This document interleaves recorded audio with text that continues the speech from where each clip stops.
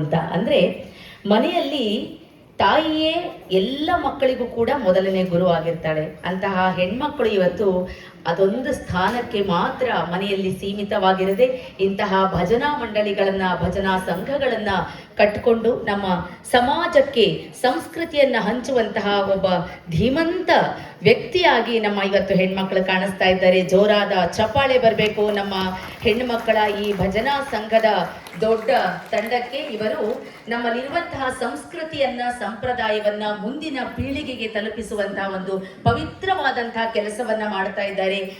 ಇಷ್ಟು ಹೊತ್ತು ನಮಗೆ ಭಜನೆಯಿಂದ ನಮ್ಮೆಲ್ಲರನ್ನ ರಂಜಿಸಿರುವಂತಹ ಶೃಂಗಶ್ರೀ ಭಜನಾ ಮಂಡಳಿಯ ಶಾರದಾ ರಾಮನಾಥ್ ಮತ್ತು ತಂಡದವರಿಗೆ ಅನಂತ ಅನಂತ ಧನ್ಯವಾದಗಳನ್ನ ನಮ್ಮ ಸಂಸ್ಥೆಯ ಪರವಾಗಿ ತಿಳಿಸುತ್ತಾ, ಈಗ ನಮ್ಮ ವೇದಿಕೆಯಲ್ಲಿ ಲಹರಿ ಭಜನಾ ಮಂಡಳಿ ಸೀತಾಲಕ್ಷ್ಮಿ, ಶ್ರೀಮತಿ ಸೀತಾಲಕ್ಷ್ಮಿ ಮತ್ತು ತಂಡದವರು ಶ್ರೀನಗರದಿಂದ ಬಂದಿದ್ದಾರೆ. ಅವರ ಭಜನೆಯನ್ನ ಕೇಳುವಂತಹ ಸುಸಂದರ್ಭ ನಮ್ಮೆಲ್ಲರ ಪಾಲಿಗೆ.